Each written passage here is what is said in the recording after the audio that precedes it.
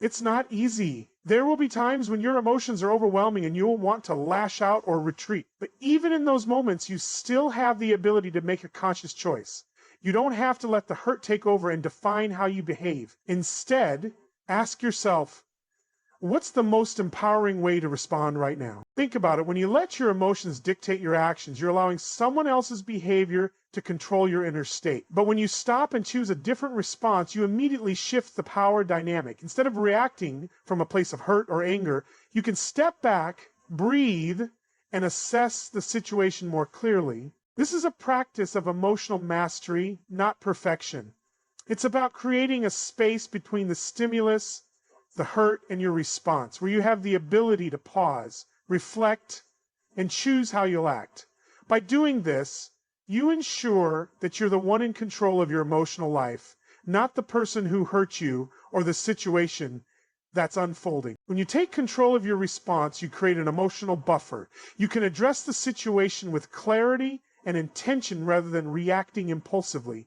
And the more you practice this, the more natural it becomes. Over time, you'll find that even the most challenging situations become easier to navigate because you're no longer enslaved to automatic reactions. Instead, you're able to choose your emotional state and stay grounded in your own truth. When you react the way someone expects you to, you fall into their control. They might be looking for an argument, an emotional outburst, or an apology from you, but by choosing not to react the way they anticipate, you disrupt the flow of the situation.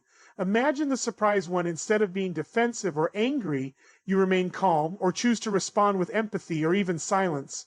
This moment of unexpected response shifts the balance of power in your favor.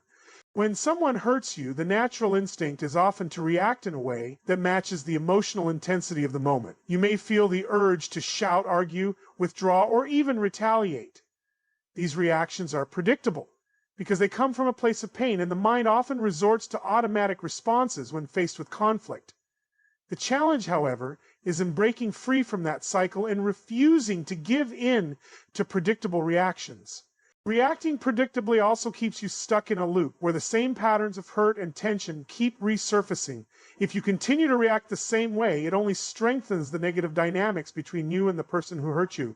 But when you change the script, when you refuse to let your emotions dictate your actions, you take back your ability to shape the outcome of any situation. You show the other person that you won't be swayed by their behavior, that you are not a passive participant in their emotional game. Emotional control is not about suppressing or ignoring your feelings. It's about recognizing them and choosing how to respond rather than letting them dictate your behavior. Emotions are natural, and they serve as signals that something is happening inside of you. But when you allow your emotions to take over, especially in moments of hurt or anger, you lose control over your actions and reactions. In these moments, emotional control is your ability to pause and decide how you want to express those feelings without allowing them to drive you into impulsive or destructive actions. The key is to avoid reacting instantly. In those moments, take a deep breath, pause, and give yourself time to process what's happening. This moment of pause is where you take back your power. It's where you decide to act with intention rather than being swept away by the rush of emotion.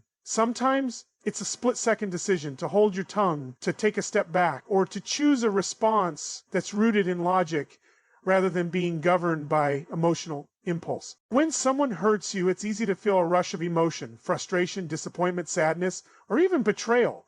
These feelings are real, but they don't have to control your next move.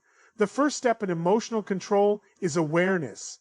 Being able to recognize what you're feeling, naming the emotion, and understanding why it's there is incredibly powerful. When you become aware of your emotions, you're no longer at the mercy of them. You gain the ability to detach for a moment, to step back from the emotional charge, and to create space between the stimulus, the hurt, and your response. It doesn't mean suppressing your feelings or pretending the hurt doesn't exist. It means that even in the face of emotional turbulence, you choose a response that is empowered, thoughtful, and deliberate. By doing so, you take away the power from the situation and prevent it from controlling you. You no longer allow the predictability of your emotional response to reinforce the hurtful behavior. Instead, you create a new pattern, one that serves your growth and peace, not the chaos of reactivity. Emotional control doesn't mean that you deny yourself the right to feel or express your emotions. It simply means that you learn how to channel them in a way that serves you rather than leaving you vulnerable to their intensity. It's about giving yourself the power to respond in a calm and measured way, even in the face of hurt or anger. The more you practice this control, the more natural it becomes, the more resilient you become in the face of challenges.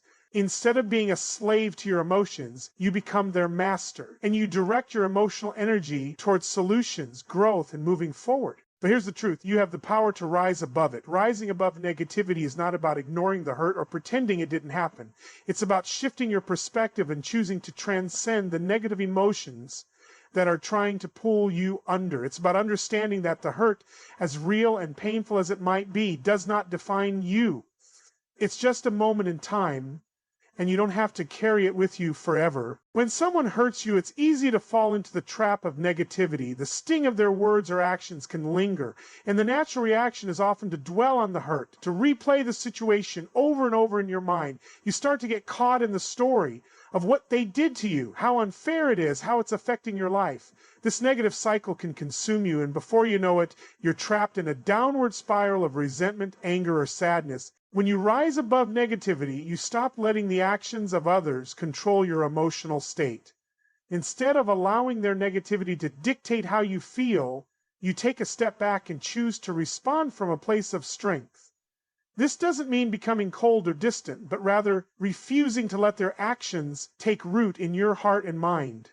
You don't have to accept their negativity as a reflection of your worth. It's theirs to carry, not yours. One powerful way to rise above negativity is to practice gratitude. In the midst of hurt, it's easy to focus solely on the pain. But when you actively choose to focus on what's good in your life, the people who support you, the things you're grateful for, the victories you've had, you shift your energy, you elevate your focus from what you can't control to what you can, and in doing so, you free yourself from being held hostage by someone else's negativity. Rising above negativity is a conscious choice. It's the decision to not let external circumstances have the final say in how you experience life. By refusing to be consumed by negativity, you reclaim your energy and your peace. You stop allowing the negative forces around you to diminish your inner light and instead let it shine brighter than ever before. When you rise above negativity, you stop letting the actions of others control your emotional state.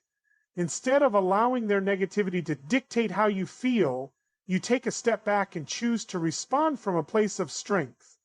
This doesn't mean becoming cold or distant, but rather refusing to let their actions take root in your heart and mind. You don't have to accept their negativity as a reflection of your worth. It's theirs to carry, not yours. One powerful way to rise above negativity is to practice gratitude. In the midst of hurt, it's easy to focus solely on the pain. But when you actively choose to focus on what's good in your life, the people who support you, the things you're grateful for, the victories you've had, you shift your energy, you elevate your focus from what you can't control to what you can, and in doing so, you free yourself from being held hostage by someone else's negativity. Rising above negativity is a conscious choice. It's the decision to not let external circumstances have the final say in how you experience life. By refusing to be consumed by negativity, you reclaim your energy and your peace. You stop allowing the negative forces around you to diminish your inner light and instead let it shine brighter than ever before. Another way to rise above negativity is to reclaim your sense of peace and self-worth. Negative people or situations can often make you question yourself, your value, or your ability to succeed. But you must remember that you are not defined by their actions.